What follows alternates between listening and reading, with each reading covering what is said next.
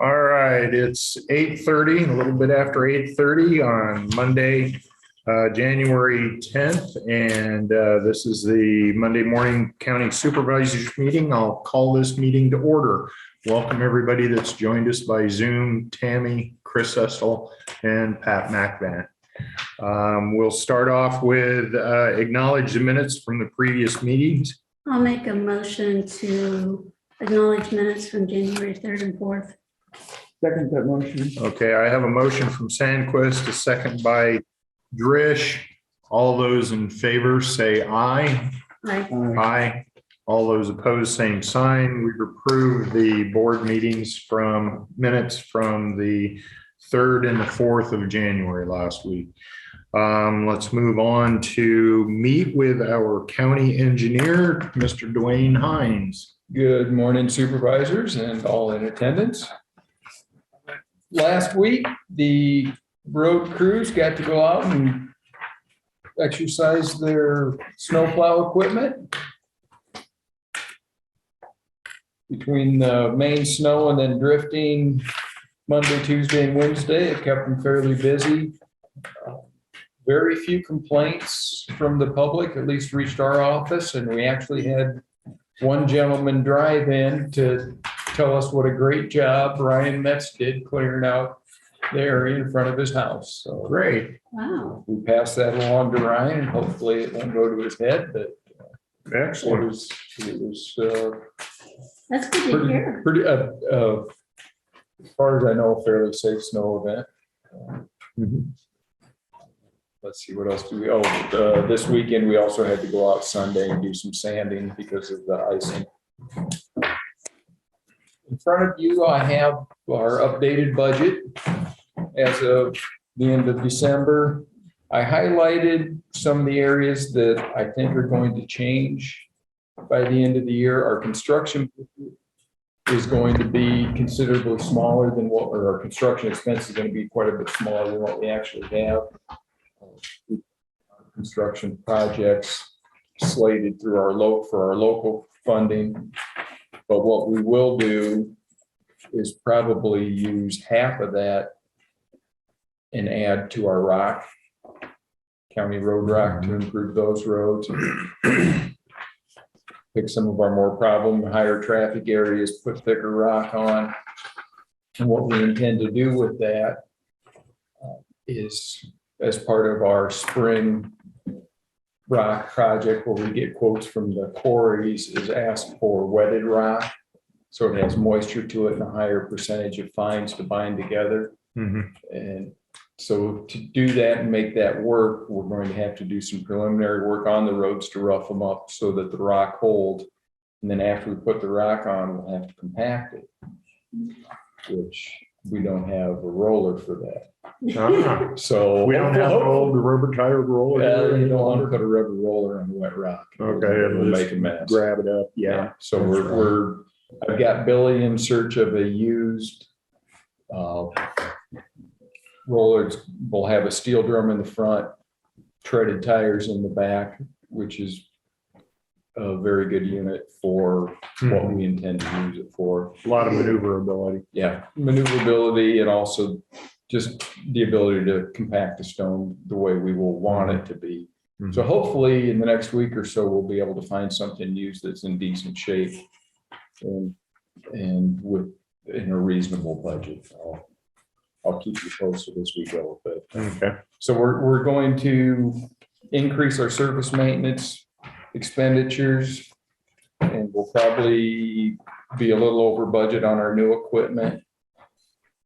And then again, we've talked about the buildings and where that budget is going to end up about 50% over as we do the work on our sheds, and we'll continue about 150,000 a year for expenditures to improve the greater sheds. So did you get the 2 floors that you were looking at getting poured and taken care of? Yeah, they're poured, but we haven't got the solar in yet, and still waiting on the spray foam. So we're basically waiting due to supply issues. But that's where we're at with the budget. Going forward, the next sheet I've got our list of pickup trucks.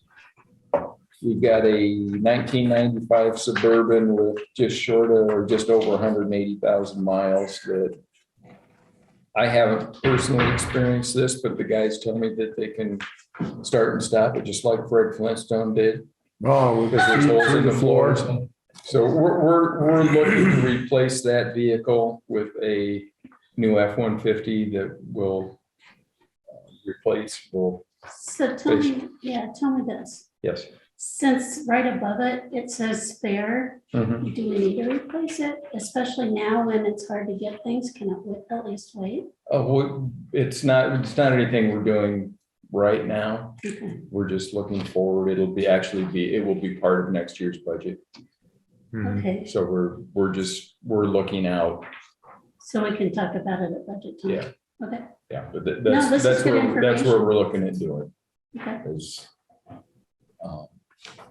And then the last thing I've got, and I think you've got a resolution on that, is a lift for the shop. We're working on the trucks, tires, servicing. And by purchasing this, we will keep all our service work in-house. Now that's a second lift. There is currently a lift. No, we don't currently have a lift. We don't have a lift now. What are we Okay. doing They go crawl underneath with the now? crawler, which Creeper, and that's not fun. no, I take it this is a more safe approach. more safe and a lot more pleasant. I asked all the guys, do we really need this? And yes. So what's the dollar amount you're talking about? It's right at 11,000. Yeah, it's up there in the upper left of that sheet that he gave you Oh, with the okay. picture. Good. Mhm. And Yep, handwritten. freight included. Yeah, we have to do the install. And then we're also looking, I don't know if you're aware of this, we have a huge press in the southwest corner of the shop, Mhm. which has been there. It's kind of a cool piece of equipment, but It's it's antique. antique, it's unsafe as all get out, and we have no real use for it. Oh. Our Billy did some investigation. It's actually used for pressing the tires out of hard tired lift trucks. Now, I'm not sure why the county bought it, but you can use it to brake or press anything you want to, but it's not a safe thing to use. It's got a cage around it, just in case it explodes. Yeah. So we are trying to find somebody who is a antique equipment aficionado to Good. either buy it or at least remove it for free. Yeah. And we'll probably buy a smaller, more user-friendly unit that fits more of what we would need Okay. going forward. And that's, Depending on the age, you might talk to the museum folks over at Midwest Old Treasures. is there was some outfit in town that the guys talked to that they kind of buy and rehabilitate old stuff. So they asked them, I'll pick them up on that. Thank you. Yep. All right. Thank you for that report, Dwayne. Appreciate it. And we'll move on then to discuss and consider resolution to approve purchase of Ford Lift DP15 for the maintenance shop use. We just discussed that. That's the lift for raising vehicles inside the shop so they don't have to work on the floor on creepers any longer. The resolution reads, be it resolved by the Jefferson County Board of Supervisors to approve the purchase of Ford Lift DP15 for shop use. The cost of that freight included is $10,995. Make a motion to approve it. I second that motion. Okay, I have a motion from Sandquist, a second from Drish. All those in favor say aye. Right. Aye. All those opposed, same sign. Motion carries. Yes, sir. Thanks, Dwayne. Tell the guys they can get off the floor. And good job in that revenue.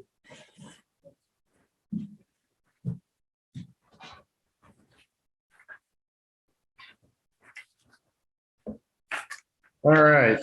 Get everybody caught up with signatures here and yeah, there we go. All right, we'll move on to an update from Terry Baker at visit fairfieldiowa.com. Thank you. Otherwise known as Convention and Visitors Bureau. Well, are we supposed to not say otherwise? Well, they go by both, but I know Thank you, Karen. they're trying to get the word out about the website, right? Yeah. It's a little more user-friendly name to say visit Fairfield. And it leads to less confusion. Yes. So what you have before you today is our latest visitor's guide. We have decided to take a different direction with our visitor's guide. If you remember in the past, we had sort of a small narrow piece, listed the businesses, had a few interesting facts, that sort of thing. We wanted to go with something that would give a little bit more of a story. So something a little bit more of a magazine style. And this one has little articles in there featuring some of the highlights that we have here in the community that what a visitor would find interesting. And I think also many residents would find it interesting as well. Just some interesting things with history, with restaurants, with just experiences that one could look forward to when having here. Our plan is that we will be redoing this once a year. Again, featuring different articles, different stories. Really, storytelling is kind of our currency that we use to get that message across about what individuals in the community can expect, or anyone visiting the community can expect. And we worked with a marketing company out of Illinois to help with this. This was kind of a real time-consuming project. It took us about 5 months to collect all the information, the photographs, write the articles, that sort of thing. But now that we kind of have that initial thing done, hopefully the next one won't take quite as long. However, it is a rather time-consuming process.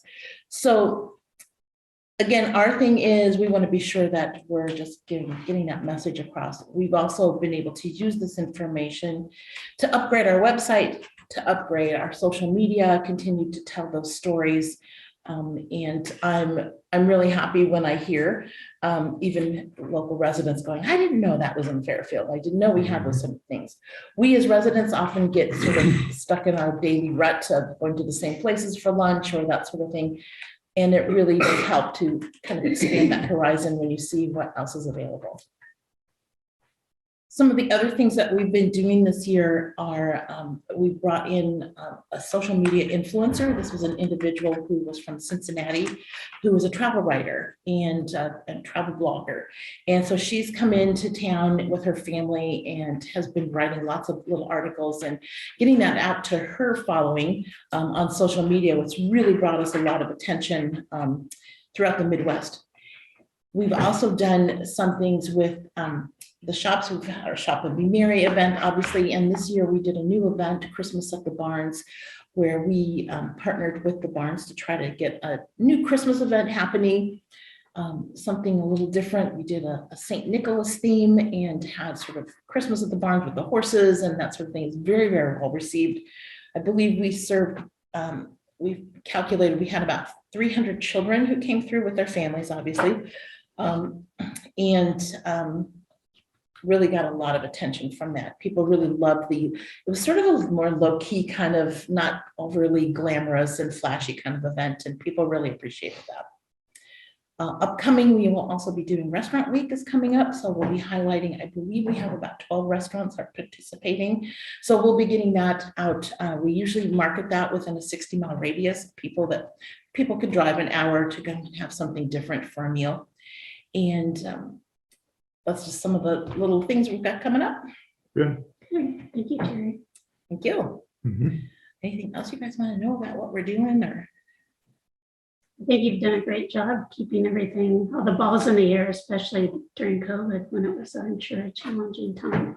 You know, actually, I look at it in some ways, it was a really, it was a gift to us. And that sounds kind of strange, but really we were able to reinvent ourselves.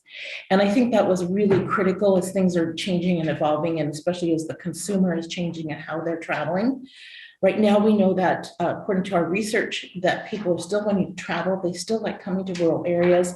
And people still at this point, if they're choosing to not travel, it's because of the pandemic, not because of economy. And that's a really important fact to know. There are people who still continue to have funds to travel. And so we're tapping into that market on a regular basis. Okay. And I will leave you guys some extra copies. All right, thank you. Great. Thank you so much. Yep. All right, thank you, Terry Baker. We'll move on to discuss in considering hiring Casey Kronk in the assessor's office.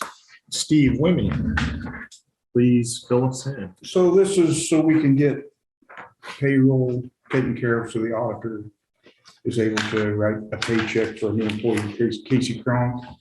We had Sheila Fight retired. We replaced her. Her replacement went to Davis County. Hillary Davison moved up into that position, and we were hiring Casey Kronk to replace Hillary's spot. I'll make a motion to approve. Okay, I've got a motion from Sandquist, a second from Drish. All those in favor say aye. Aye. All those opposed, same sign. Again, it was moved by Sandquist, seconded by Drish, that the Board of Supervisors, Jefferson County, approve the hiring of Casey Kronk for the Jefferson County Assessor's Office effective January 1st, 2022 at a yearly wage of $40,000.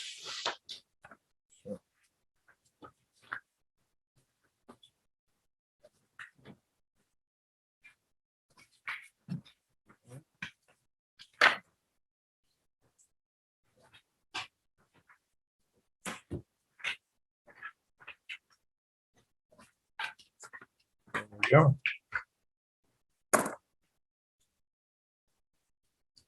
All right. We'll move on to discuss and consider agreement of services with Andrew Morf of Acumen Advisors Incorporated. We spoke about this. They're going to be doing a review of our insurance We can do that. We've got pass numbers next. but in that's that. fine. And we will. Oh, I thought this was the one that was next. So we had asked about having a portion put into this agreement that states clearly that if we get back information that our current insurance provider isn't doing or giving us what we felt we were getting, that we weren't locked into this particular group that was doing a referral or checking the programs for us as them as our new insurance provider. So And that part's on the back. that's on the back. So under the area that says post agreement, Jefferson County may determine that during the period of the agreement, it would be better served to leave the IGHCP, which is the insurance carrier that we're with. It may also determine it wishes to hire Acumen Advisor as benefits consultant broker, any such arrangement and fee would be discussed during the agreement and commencement on July 1st of 2022. The Jefferson County may also determine that it is in its interests are best served remaining in the IGHCP. If such a conclusion is reached, it may or may not wish to continue a consulting relationship with Acumen Advisors. Services and fees would be open for discussion at this time. So I would take a motion that we. I propose a change, it's not as chair and since you're chair now, if you want to insert Darren Hamilton instead of DC. And that would be perfectly fine. I think that needs to be done, but we can go ahead and make the motion to move forward with the agreement if that's just the one change we need to make. So, all right, I would accept that as a friendly amendment to the motion made of approving this agreement. Do I have a second on that? I will second that. So I'm going to ask for the vote. All those in favor say aye. Aye. Right? Nay. And we have a no from Supervisor Dresch. So this is approved 2-1 by the Board of Supervisors. So we'll move forward. We can make that quick little change at the bottom, and then I can sign it from that point. Okay. Now we have discuss and consider Pathfinder's RC&D agreement for services. Yeah, we've been talking about this for a while and finally it got, we do receive this last week. Yeah. So you've had time to look at it. So Mhm. it's basically, the county's been with Pathfinder since 1986. So it's been quite a while. It's for rural development and conservation. It was originally part of the RC&Ds. And then when the funding for those was pulled about 10 years ago, 12 years ago, they were able to continue 6 counties. And they continue some of the recent things. They're going to be the official point of contact for an RCPP, Regional Conservation Partnership Program. And this is going to involve IDLs and NRCS, so that's a really good thing for conservation. And it's the way that the county can get an arm into conservation without the supervisors, all 3 of us, being directly involved. It's one of the committees. They've been writing a lot of grants. They're currently the fiscal agent for Iowa Workforce Development, DHS, and DCAT. I think workforce development may be changing. They do a lot with mine reclamation, so that's more in the Haskell-Wapello County, but that is a needed service, again, to improve the environment. So that's a good thing for the whole area. They're doing, there's over 300 sites in Iowa, and 250 have been reclaimed. And one little piece of trivia, it costs about $27,000 an acre to reclaim it. So a lot of that is accomplished through grants.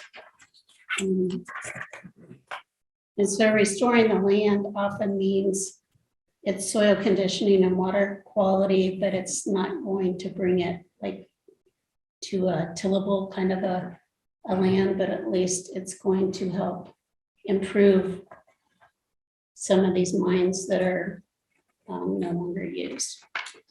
Okay, and in this agreement, each county is supposed to be paying a fee of $3,000 at the beginning of January every year. Ours is paid for by we give space to Pathfinders at the DHS building, and that covers our $3,000 cash contribution. So we don't actually make a payment as the agreement That's correct. says. So I just wanted to make that announcement about it. So do I have a motion to I'll approve make a this? motion to approve it. Okay. Second that motion. I have a motion from Sandquist, a second from Dresch. All those in favor say aye. Aye. All those opposed, same sign. Motion carries. Here, you can hand this back to Abby. I put in my name and I signed it. All right, we've got about 5 minutes before we have to move into public hearing. Want to sign another copy? Yes, I will. For Okay. members. I'll get to it in just a moment. I want to try to get one more thing taken care of here. We're going to discuss and consider a resolution providing for the financial support of the Area 15 Regional Planning Commission. This is an annual item on our agenda, and so basically, regional planning does a lot of grants, and it's been Economic Development District Council of Governments. They secured over $3.2 million in grants from July 1, 20 to June 30th, 21. And so it represents a return of $64 in grant funds for every dollar of membership dues invested. And so a lot of times, some of the DOT grants go through them too. Yeah, So I'll make a motion that we approve this. okay, we have a motion from Sandquist, a second from Drish to pass the agreement with Area 15 Regional Planning Commission. All those in favor say aye. Right? Aye. All those opposed, same sign. Motion carries. I guess we still have time to maybe get one more thing put in here. Number 7 would be consider approval of County Compensation Commission board members for 2022. Okay, so this is the one that's a housing. Right, All right, I do have someone to nominate for that okay. because we needed one person. That's Tim Peckin. And he would fill the city property owner. Mhm.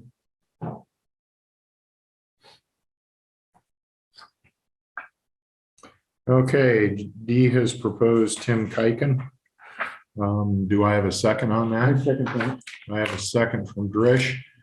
All those in favor say aye. Aye. All those opposed, same sign. Motion carries.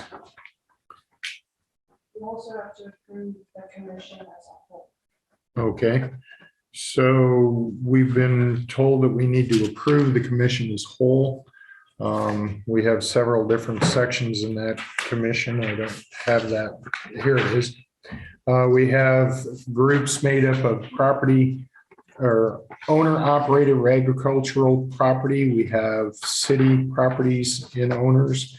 We have licensed real estate salespersons or real estate brokers. We also have bankers, auctioneers, property managers, property appraisers, loan officers in this group. So I would make a motion that we approve the list as whole. I second that motion. Okay, I have a motion and a second. All those in favor say aye. Aye. Aye. All those opposed, same sign. Motion carries. I would look at Abby Sean Lisk's address that's on here. Okay. I believe I've got that signed with what she needs. And I'll do a second one here.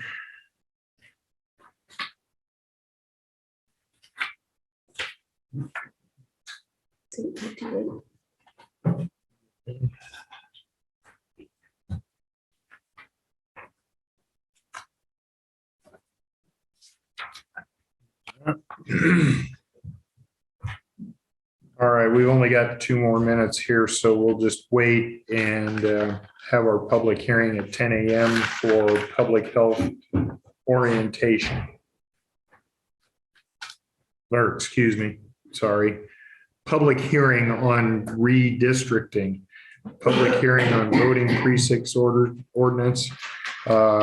Discuss and consider second reading of voting precinct ordinance, discuss and consider waiving additional readings for voting precinct ordinances, set public hearing for the 3rd reading of voting precinct ordinances, and then discuss and consider memorandum of agreement for special voting precincts within the city of Fairfield. So about another 30 seconds here, then we can officially open the public hearing.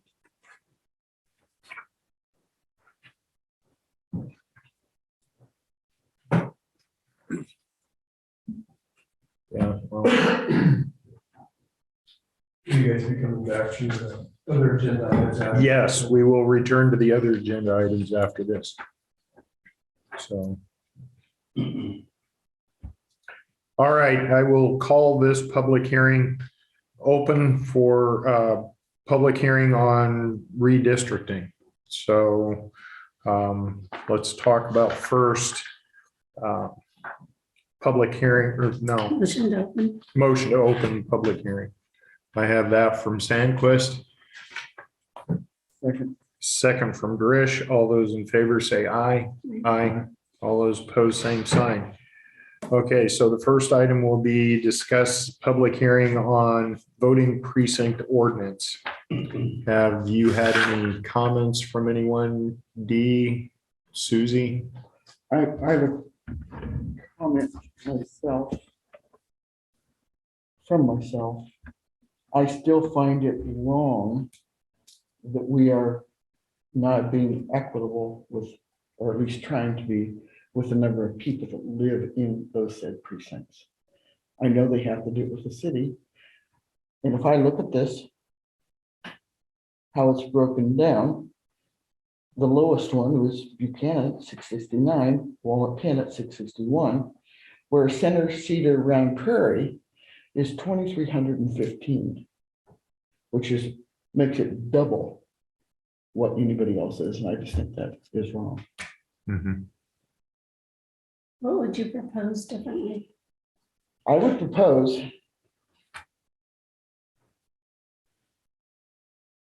that you break up Center and Cedar and have Center stand alone.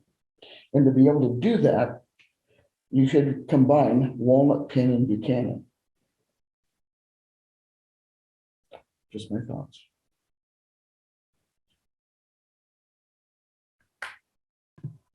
Susie, Yes, where would you have Round Prairie and Cedar vote?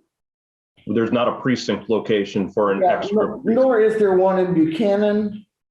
No, what I'm saying is, right now, Center, Cedar, and Round Prairie are voting at the fairgrounds.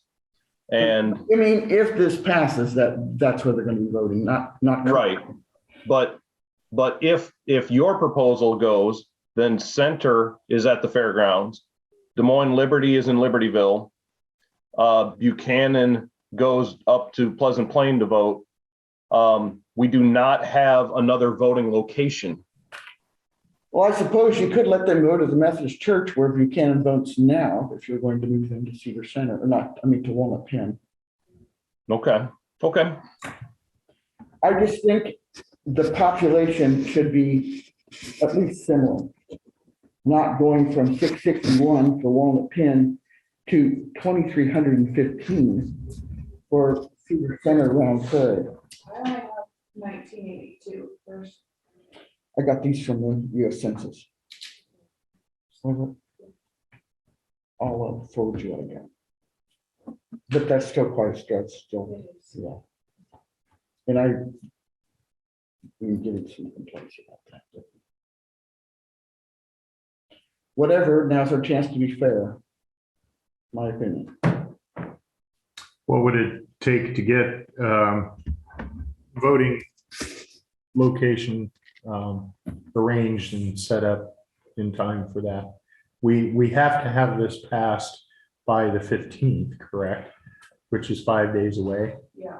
I think you already have your sites. Buchanan uses the Methodist Church. We'd just be moving Buchanan to Walnut Penn, which votes at Pleasant Plain School. Is that correct? Well, I don't think that's reasonable, Center. since most of the, and I live in Buchanan, would have to go to Pleasant Plain instead of Fairfield. Well, I suppose in previous years, Walnut is adjacent to Penn Township or Pleasant Plain is. Has to drive all the way to Lockridge. So somebody's gonna have to drive. But most of the population of Penn and Walnut it lives in Buchanan. Well, pardon me? How? What? Who? Doesn't Buchanan have the largest population? In Penn and Walnut? I have Buchanan at 669, Walnut 661, and Penn Walnut at 661, Buchanan at 669.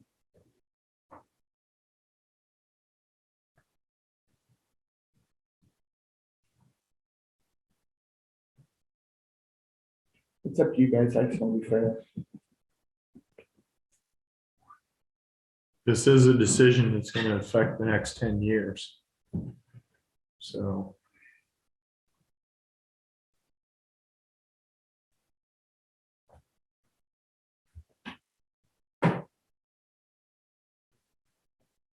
All right, are you gonna make a motion then to ask that it be changed to what you've just described, Susie? I would make that motion, yes. Do we have to close the public hearing first? Oh, You're right.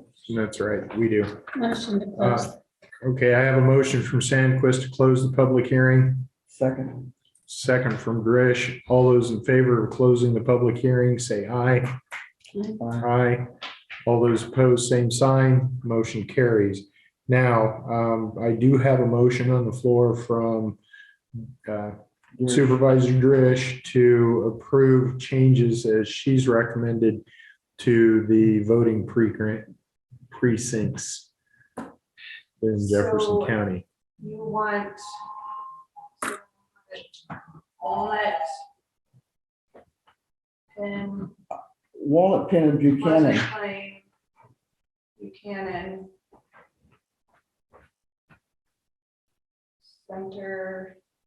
Center would stand alone. Cedars Round would go with Prairie. Round Prairie. And Walnut, Penn, Buchanan would combine. I think you've already got the voting sites set. What you have now is just moving this a little bit. What would be wrong with having Penn and Walnut vote in Fairfield with Buchanan? Are they in the same? And you're Just talking about the everything. same driving distance Yeah. then. Right. If you're just, But people in Buchanan literally live like right next to Fairfield. correct. And for them to have to drive to Pleasant Plain, I just think they may not vote. So it does create a problem because for the city school elections, we have to use general election precincts.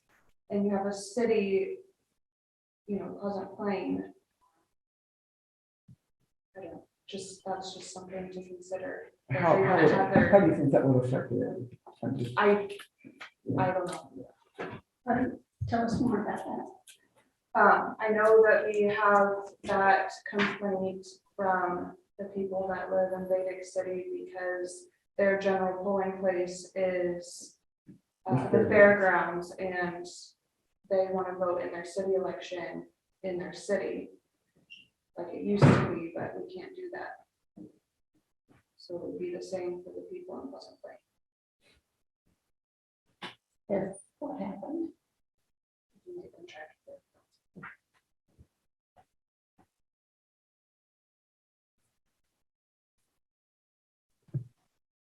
The other thing that I'm wondering about is I appreciate Susie's research and work on this.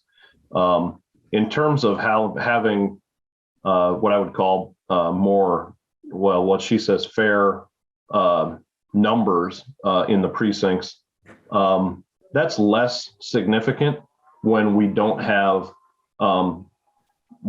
wards within the county. The city has voting wards, and those wards are supposed to be equitable in terms of population. The state, in terms of their House districts and Senate districts, are supposed to be relatively equitable as it relates to the number of people they're representing. But in terms of our county elections, everybody is an at-large representative. They represent everyone within the county. And since there are no wards, when you talk about fairness, the question the board has to answer is, is it more fair to have closer in numbers in each precinct, or is it more fair to have the most accessible voting location for the most number of people? And I'm not sure that I'm not saying that the way it's written is the way that accomplishes any of those things.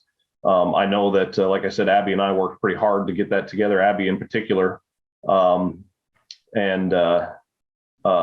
you certainly have the opportunity to make changes to that, because it is the supervisors that set the election precincts. The last thing is, I know that you talked about you have till the 15th to get it in. We definitely do need to get it in. But the consequence to not having it in is that the state can come in and do it for you, essentially. I don't foresee the state doing that because we're not just sitting on our hands, we're actually talking about it. So I think if we had to go past that date, we probably could, but I don't want to. I'm not sure that I want to test that theory. So there you go. All right. Do we have any further discussion? Again, we have a motion on the floor and a second. No, we don't have a second yet as far as making changes to the precinct voting setup that has been proposed. All right, hearing no second on that, it'll drop for lack of a second. I would then ask for a vote on voting precinct ordinance.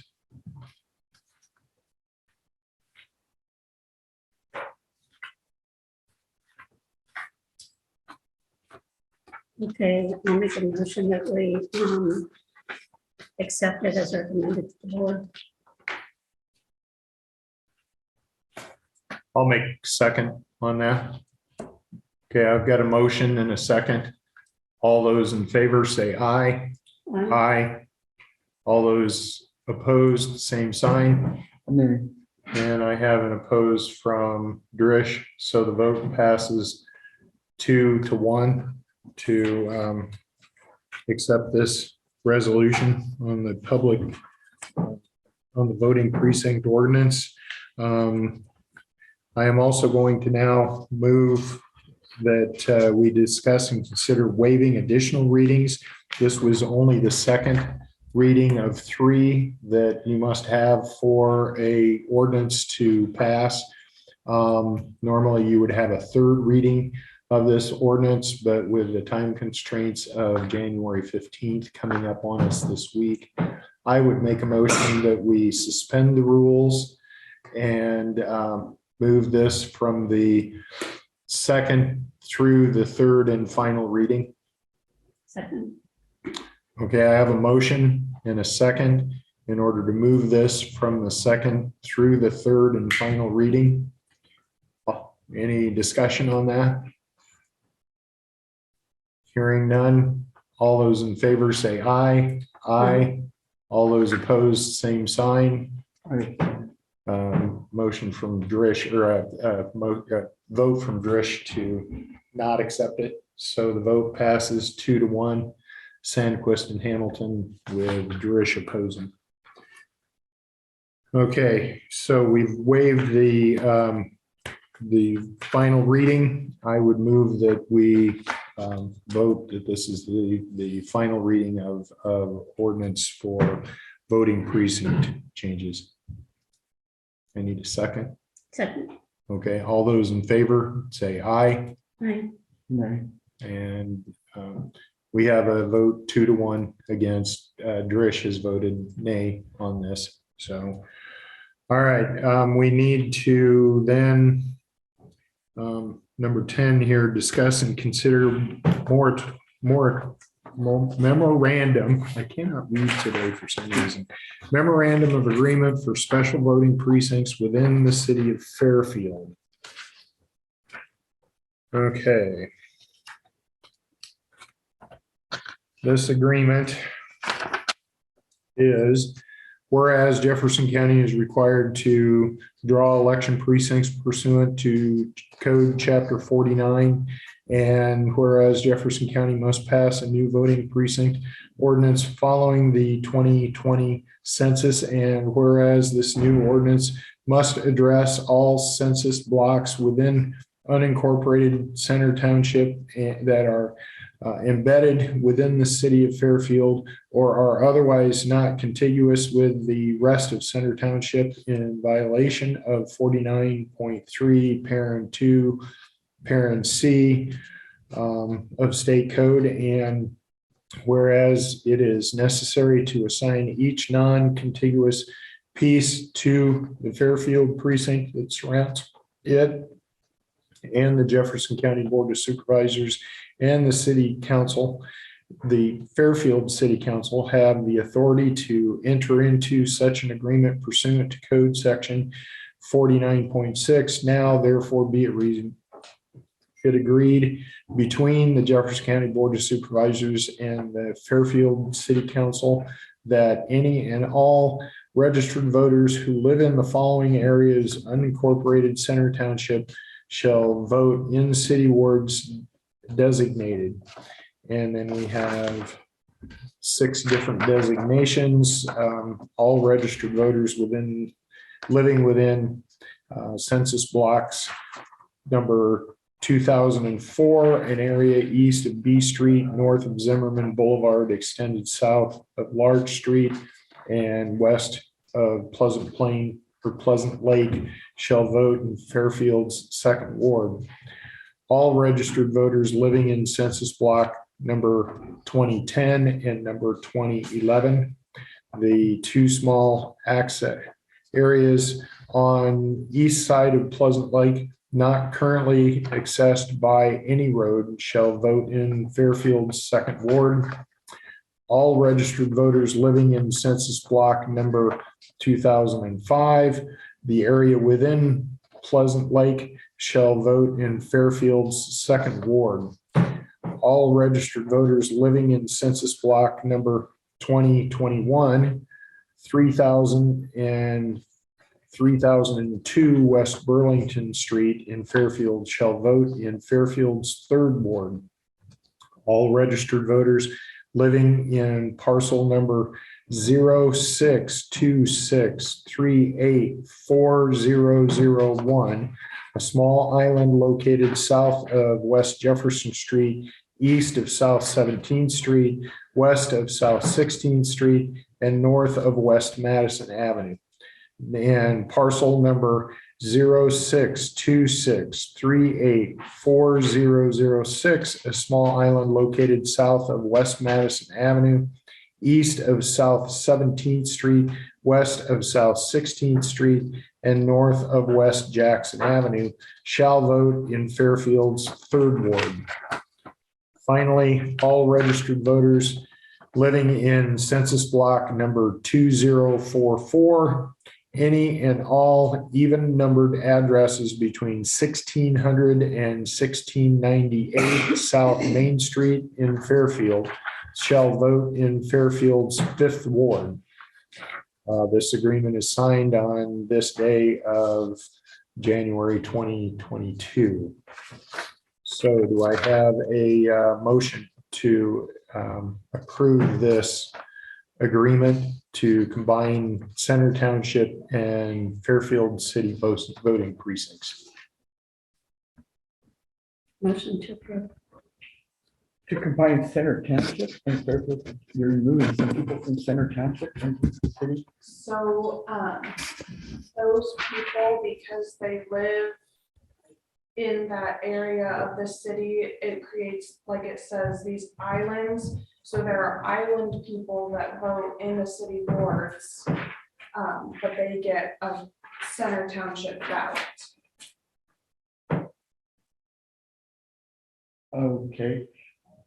I mean, you've done, this is really good. I just wish maybe we could have had a map so we could visualize the city. So if you, You're talking center south? So I can help you, Susie. So I think it's like J.C. Huffman, the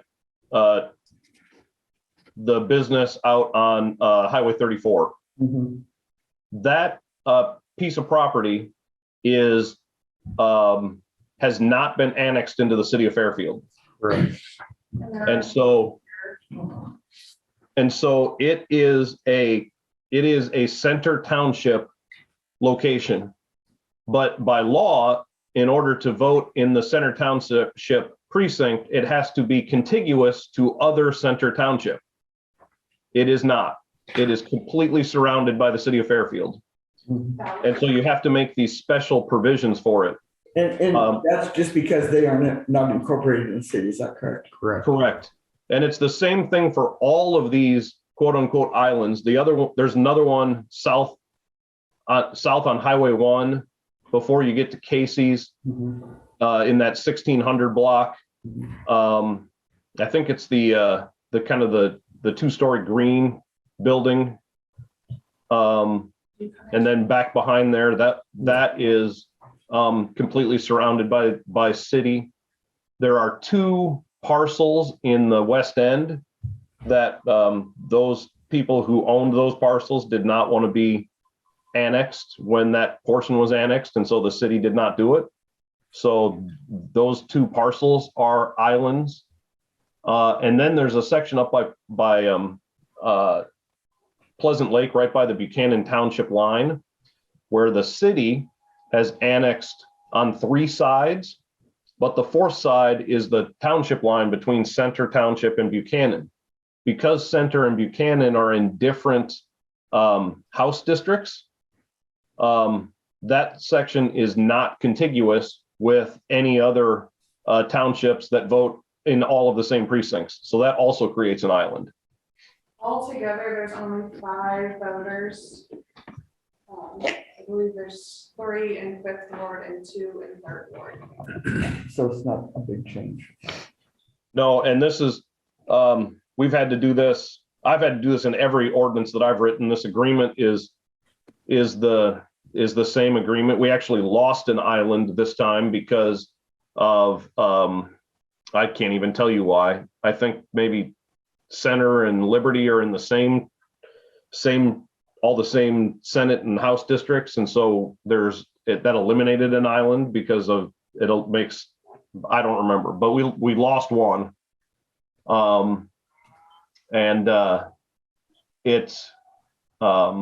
It's actually section 4 in the ordinance that was just approved. It just pulls that section out. And it has to be agreed between us and the city. It's on the city council agenda for tonight. I visited with John Morrissey about it last week. And he said, oh yeah, we do this all the time. I don't expect this to be an issue. Thank you, Pat. Okay. I believe we have a motion in a second to approve. Oh, okay. I have a motion from Sandquist, and I will second this motion. Any further discussion? No.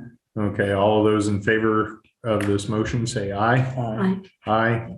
All those opposed, same sign. Motion carries this case 3-0. All right, that concludes the section for our public hearing this morning on redistricting. We'll move back to our regular agenda and consider approval of county compensation board members. I think we did that already. didn't we? Recommendations. Oh, okay. So we'll consider approval of county compensation commission board members for 2022. That should be, We did that, didn't we? Yeah, we did that. We're ready for Okay. number 8. okay, number 8. So we're going to discuss and consider compensation board recommendations. Yeah. And I thought that was what we This had is not. different. This is the compensation board. The Oh, 5%. right. There's the I- difference between the commission and the board. I know, Again, it's confusing. And it is. It's the one thing that. Yeah, this recommendation came from the compensation board that meets and they study all the data. I think they did a good job overall, considering the time we're in. They have recommended a 5.5% raise for employee, Elected officials. elected officials and 10% for the sheriff. And that has to do with the new law that the legislature passed last year that helps bring sheriff's salaries up Right. equivalent with like size city policemen or city chiefs in a like size town, like if Fairfield's 15,000 populate. If the Jefferson County's 15,000 population, a city that would be 15,000 population. To do that equity, there's also other listed law enforcement professionals such as the highway patrol and those. Anyway, I'll make a motion to approves. And that's a motion to approve the salary recommendations. And the resolution would read, whereas the Jefferson County Compensation Board meets annually to recommend the compensation schedule for elected officials for the fiscal year immediately following, in accordance with Iowa Code Chapters 331.905 and 331.907. And whereas the Jefferson County Compensation Board met on December 14th, 2021, and made the following salary recommendations for the following elected officials for the fiscal year beginning July 1st, 2022. The elected officials are auditor at $64,936, which is a 5.5% increase to $68,508. County attorney making $100,661. 5% increase would be $106,197. Recorder currently making $64,533. 5.5% would increase that to $68,084. Sheriff, who is currently making $85,625, with a 10% increase on that, would make sheriff's salary $94,188. Supervisors currently making $39,163. 5.5% increase would put them at $41,317. Treasurer, who is currently making $64,602, with a proposed increase of 5.5%, would raise their salary to $68,154. Therefore, be it resolved that the Jefferson County Board of Supervisors adopts the salary recommendations for elected officials for the fiscal year beginning July 1st, 2022, as recommended by the Jefferson County Compensation Board. Approve this 10th day of January 2022. Do we have any discussion on this before we make a motion? I made a motion. Okay. And a second. So the motion's been made by Sandquist. I will second that motion. Do we have any discussion on this? My discussion point is that this is the county compensation board worked very hard to come up with these numbers, and I think they are extremely fair. Many of the counties around us have recommended some exorbitant increases in people's salaries. We even had one board here in the county recommend some exorbitant pay increases for employees. That particular board, we have not seen in the 3 years that I've been on the Board of Supervisors. I had not seen that recommendation from them in this case for salary increases. And I'm unsure why that is. I don't know if you recall seeing those at all, Dee, in the time that you've been as I don't supervisor. know what you're talking about as far as within the county. Well, I there know what was, some other counties are doing. I know what other counties are doing, I yes, just but don't know what. I know that there others- was another commission here in the county that oversees public health I type see of what you're compensation. saying. Yeah, no, And they that's- recommended each step for each one of the elected officials as being in the 20 to 40% Yeah, no. increase. And that myself, I felt was way out of line from Well, and what should be done. Right. So- I do know Washington County had quite a significant increase, and they're going to absorb it within their current budgets is the latest I saw. I don't know if they've acted on that, but there was, I believe, an article in the paper, and also one of their supervisors sent out a clarification on that. So anyway, we got a motion and a second. You know, I would make a comment. Do we have the money to do this?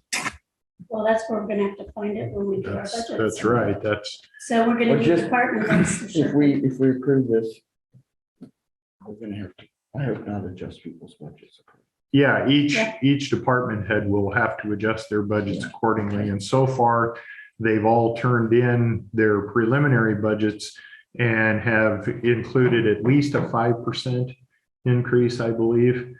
From what I've read from some of the Yeah. departments, that they were asked to calculate it at 5% at this point. So 5.5%, which is a 0.5% higher, I think wouldn't be much for them to be able to change their budget overall in order to bring it in. And then, of course, it would come back to us to figure out how that relates to the overall levy rate and what we would have to look at as far as any increase that it would take in that rate in order to be able to cover these raises. Right, and what I also think I heard Susie saying, and maybe correct me, otherwise I'll say it. I mean, I think there's probably some room in some of those budgets that they just need to hold as is and figure out how to do this. I would agree with that. So, Karen, it's Chris. Can I comment to your comment? Well, this is the comment section that the supervisors are. Okay, that's fine. I just want to clarify something for the good of the order. That's fine. But maybe you can bring it up at the end here in the public comment section, Chris. So I have a motion from Sandquist, a second from Hamilton to take the resolution recommended, giving the 5.5% salary increases for the auditor, county attorney, recorder, sheriff, supervisors, supervisors, treasurer, and then a 10% increase for sheriff. All those in favor say aye. Aye. All those opposed, same sign. Motion carries.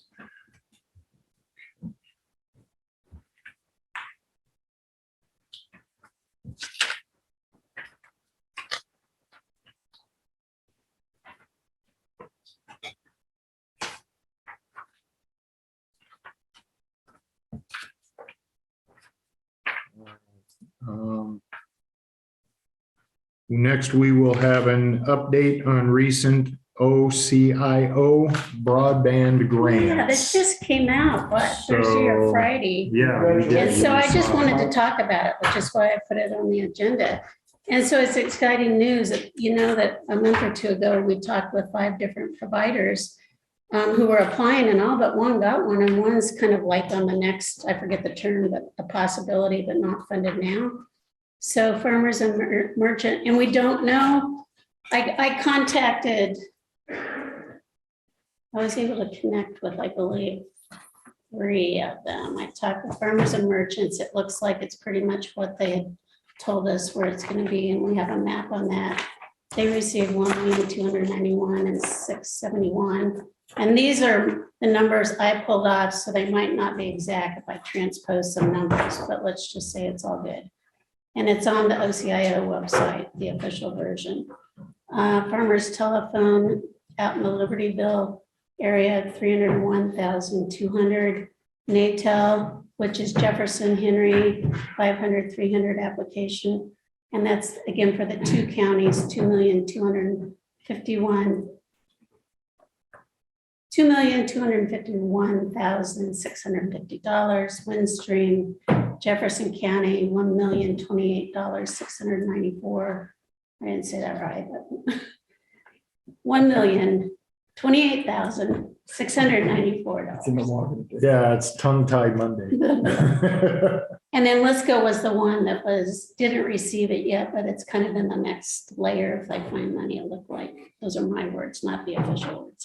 Anyway, I just thought it's exciting Yeah, for our it is. county. And I It is. know Mike happened to coincidentally call me. So I said, well, I'm going to put this on if you want to talk about it. So I think if it's okay, I don't know if he's got any questions for us or thoughts. I know when I asked you how much of this is going to go in Jefferson County, and of course you don't really know for sure yet, so. Yeah, I need some feedback. You want to come up to the table with us, and then it'll be. And a little again, bit this is easier just an for update people to hear. discussion, there's not any decisions. No, there's no decisions that'll be made today. Yeah, I'm still working through the numbers to divvy out how much of the grant applies to Jefferson County out of our entire funded amount, but Jefferson County, I think the census blocks are about 1,238 that they were eligible for this, and Windstream's covers only about 300. That's broadband units. Windstream covered about 378 broadband units, and Farmers 169 broadband units. So the rest would be Natel, which is about 700 that we're supposed to cover. So our proposal would cover, our proposal covers the entire county. So we are working out what we can do with the lowered amount of funding. And we are working with counties to try to embellish that funding to make, just really to make sure it happens. So yeah, it's very exciting. And I think it's great move forward for all the counties in Iowa. I'm a little befuddled sometimes about how the state awards these fundings, the cost per, some of these, they have several $1 million and they're only covering like, a couple hundred people. So it's. But I think the fact that the county is receiving this much money says there's a huge need here. There is, we know that. Mm-hmm. So if the county, my understanding is there may be some funding available via the COVID funding that comes to counties that could be towards this. And I would like to just inquire, if we wanted to put a proposal to the county to receive some funding, what's the best way to do that? And, just what would we need to accomplish that? We're also working with the other counties to, accomplish the same ends. Since And they when we talked, you mentioned some of those counties have agreed to provide some have funding. given some verbal agreement, we don't have any, official in writing, so we can't say that for sure. But they've got the money available and they're planning to put it towards broadband, which we're excited about. So that's it. If you have any other questions, I have a pretty good feel for this. I haven't studied it quite a bit, but. No, I think that's a nice update. Right. And I think it's a good thing that our county is getting the money through the state grant program that went on, because I know there was a lot of talk about how much money that was coming to the state of Iowa, and who and how it was going to be divvied out was the big question. So it is good to hear that we did receive some funding for local telegroups that provide internet access and are looking at improving from broadband cable to a fiber optic type system. So that's great. It's going to be good moving forward. So, all right, we'll move on, and we're going to discuss and consider applying for a Cdbg grant or grants. Dee, go ahead and update us So on I've got a that. couple ideas. And again, we don't have to act on anything. I just put consider on there just in case we decided to. But one obviously would be for broadband, either matching funds or like to help some users hook up low income folks, when that time will come. But then the other one, I've been to several community meetings lately, a lot on mental health, but food insecurity all comes up. And so I know the Cdbg money, and I learned about this both at Pathfinders and both at Area 15. The state had allocated like $21 million, and as of November, or at our last Area 15 meeting, there still was 18 million in that account. So I think they want to see it used, but it has to be used by the end of 2023 or else July 2023. So that'll be here before we know it. So the bottom line is, they said probably construction projects are out because nothing like that will happen by then. But another thing that continually comes up related to food insecurity, I know there's a lot of groups, and I just tried to brainstorm this list yesterday, the ones that I know of, and I know there's a few more. So if anybody knows them, please chime in. I was thinking maybe we could go after some funding and somehow, and we'd have to contact all the heads of these groups or board people or volunteer people. Lord's Cover, drive-by supper, carry-on bags, the school pantry, Methodist Church has a pantry. There's little food pantries around town. I know in the past, on that last grant we did a year ago, I worked with a school lunch program. They did some things. And I know there's probably a few more out there that we could add to it, but somehow we would need to apply for some dollars and then figure out how we would dispense it. But And this would be Area 15 that would be making these. we could either do this applications, through them or we could go through Pathfinders, either one. Right, but it wouldn't be work that's done here at the courthouse itself, would it? Would it be? It could be, it's however we would choose to do that. Having been through the one that kind of managed that last grant and dealing with all those receipts, I don't want to have to go there again, so, it was I know. pretty And tedious. that's why I was asking the Yeah, question. no, that's a good one. I You mean, know, and again, we're just talking, we're not acting Right. unless something really right. moves all of us. So there are these types of grants out there and available. It's just making the applications for them and getting paperwork from the groups that you were just discussing that needs to be part of these grants. or- I'd say we just do this as the county and we figure out how to divide it out among the groups. Okay, Because this is a county, again, these CDBG grants. right, they come. And to I've the not county. spoken to any of these groups. I literally got this idea yesterday afternoon after somebody asked me something yesterday morning about food As insecurity. far as this particular groups that you're talking Well, about right that now. has been at 3 or 4 other meetings mostly related to mental health, Mhm. but food insecurity always comes up and it's clearly there's ongoing programs and I think the county has a potential with not a lot of, this is one time we could help the whole community. The funds are there, they're available. I don't think it's going to be a real tedious grant writing process. The other one No, we did the was a other one thing- pager. Yeah, the other thing we'll have to look at is what type of matching funds may or may not be required for some of these as well. Correct.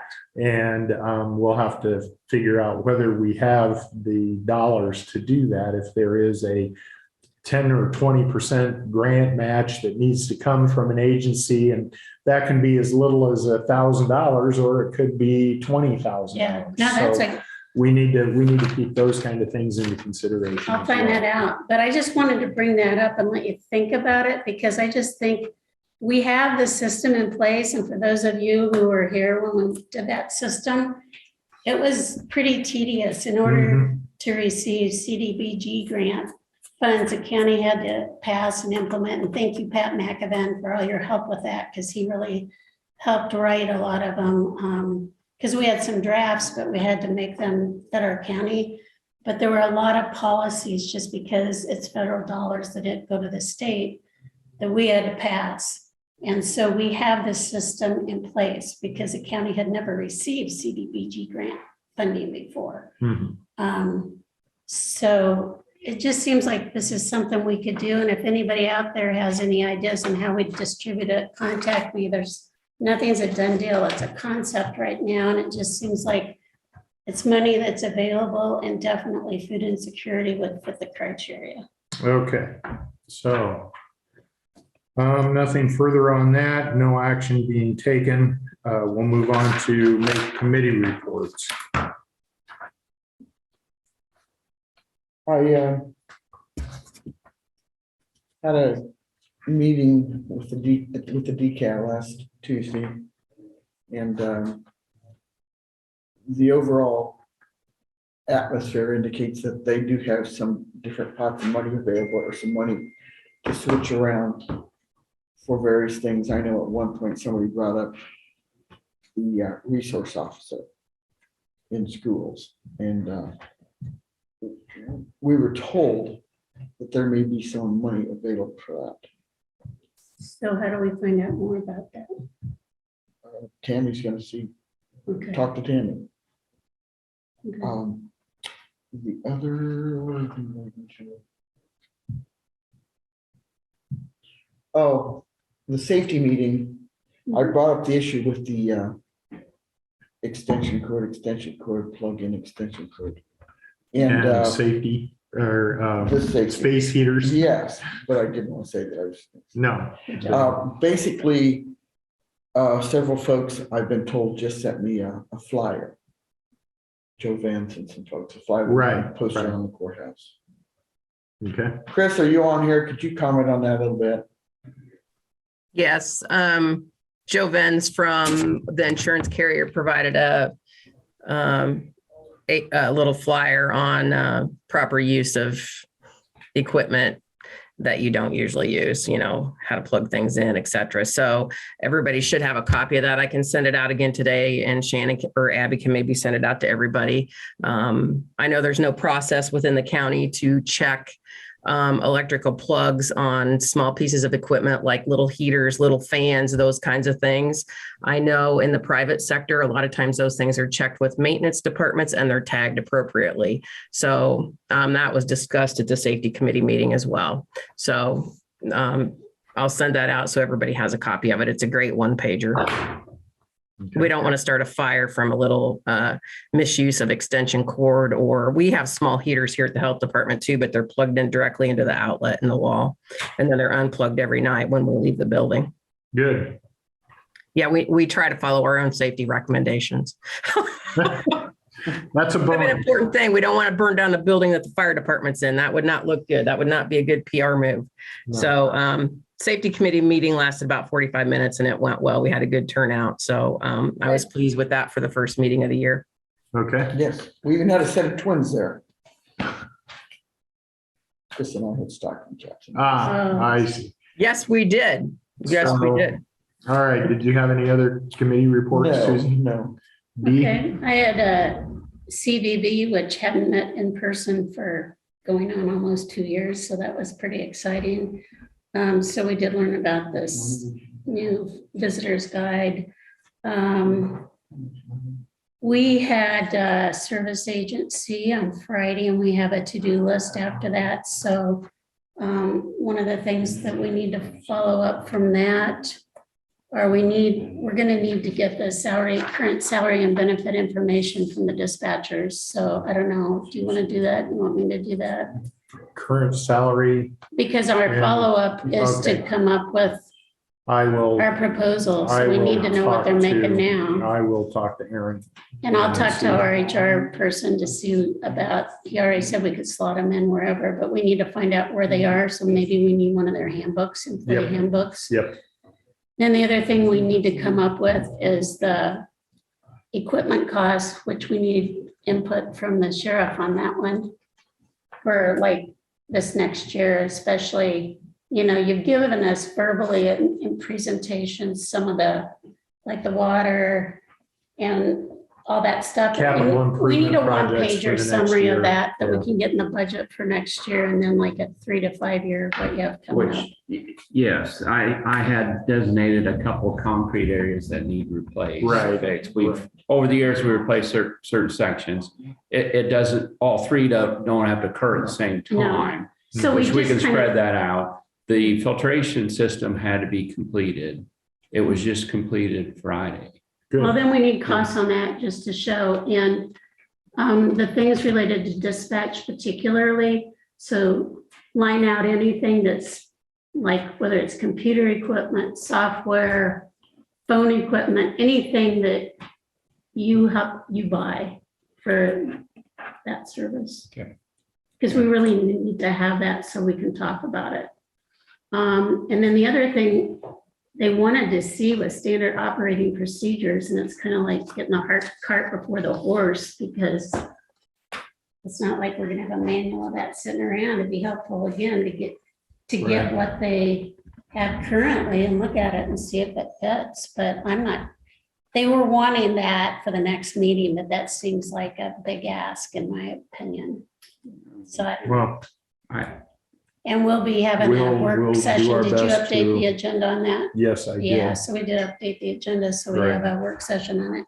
The other thing that came out Thursday, maybe, or Wednesday, was the ARP money, or final rule, finally, and I just printed I was it. going to talk a little bit about that. And because I so received it an really email. has changed a lot, and I don't know enough to talk about it, but I do know there's a webinar at 3:00 today I plan to be on. But they've really loosened up the restrictions so we can use it more for operating expenses also. By what I've heard, I've not seen it officially, Okay. but what was in the ISAC information, so. All right. Again, I was in attendance via Zoom to that meeting on Friday. So I concur with everything that Dee has mentioned as far as that meeting has gone. I also received an email this week from SLFRF, which is our reporting representative, myself, to myself, from the Department of Treasury, stating that there has been changes in the reporting rules. We would have been subject to a report due January 31st of 2022 of both income and expenditures that went along with money related to COVID. And with this particular funding, since we fell under the guideline of locations of 250,000 or less, receiving less than $10 million, we are not subject to that any longer. Our first actual reporting will need to take place on April 30th of 2022. We should have guidelines set as far as what this final rule that Dee was talking about with the funding, as well as what our intentions are for use of that money over the next 2-year time period. We have 4 years to actually spend all the money, but we have to have this plan in place of what we are going to do with each one of the 2 payments that we have received and will receive the second of $1.75 million each payment for each fiscal year beginning October 1st. So I'll be getting with Shannon a little bit because there's paperwork that I know nothing about that I'm going to need to have her input on. When you meet with her, ask her about revenue, because that was one of the things that affected revenue and expenditures. And I know that the auditor's office was working on that, but I never heard. Yeah, that was the last I heard too. And so we need to double check some of that. And that could have changed based off of what the final rule is. And then I've got a 8th judicial district meeting coming up on Wednesday morning. I have Rust Board meeting Wednesday at noon over in Mount Pleasant. We have Board of Health orientation coming up tomorrow morning. Is that here? I believe so. At the health department. It's at the health department, so I can set up the PowerPoint and stuff over here. Okay, so it'll be over at the health department office then tomorrow morning at 9 a.m. So that's where I'm at right now. I've got one more just comment. Oh, okay. Since our next service agency meeting is on the 18th at 8, I'm not sure one of us, probably it would have been either been Darren or I would have been up for Spotlight, but can you do that, Susan, on the 18th? Because Spotlight will be. Yeah, I did Spotlight in December. I am not sure because Okay. I'm waiting to hear from my surgery. So. Okay, Oh, okay. we'll find out and get that. Well, I'll let you know as soon as possible. Okay. We'll just let him know. We might have to change date. Yep. I just thought, well, I was thinking of that. I wanted to. Yeah. Okay. All right. All right. Okay. Do we have any public comments that want to be made? We still have Chris Estel, we have Tammy, we have Tom Drish, Deb Book, Kelly Spees, Marianne Nordyke joining us as well as Pat McVan via Zoom. We no longer have any members of the public with us here in the supervisor's office. We have the sheriff, we have the 3 supervisors and our board secretary, Abby, here with us. So Most important person in the room. hearing no discussion items, I'll move on from there to allow claims and approve reports. I have a motion from Sandquist, second from Hamilton. All those in favor say aye. Aye. All those opposed, same sign. Motion carries. And our final item on our list today is discuss and consider nuisance properties. I will have another discussion with you, Pat, coming up about this, but we still need to know. I believe that the one period has ended for Nathan Harriman, but he had submitted a letter for a hearing of the board, and I'm still unsure of whether that was done in a timely enough fashion that we can get that done with him. But I believe he does have that opportunity because he did get that in writing, whether that was before or after the deadline. You were going to determine that, Pat. Yeah, I will follow up on that. That's a project that Ian has been working on, and Ian was unexpectedly out for a couple weeks. So I'll follow up with you. While we're speaking, next week is the Screwy Monday, where our office takes the holiday with the court. Yes. If for your Monday meeting next week, our office is closed. Okay, And so if for some reason somebody needs to attend or, dial in via Zoom or something for something specific, make sure to let us know ahead of time because we won't be here. Okay. thank you for the reminder. Yes. Thank you very much. All right. Seeing no other business on the agenda for today, I would accept a motion to adjourn the meeting. So moved. Second, I have a motion from Drish, a second from Sandquist to close the board meeting. All those in favor say aye. Aye. Aye. All those opposed, same sign. Motion carries. Thank you, everyone, for joining us this morning, and we will look forward to seeing you next week.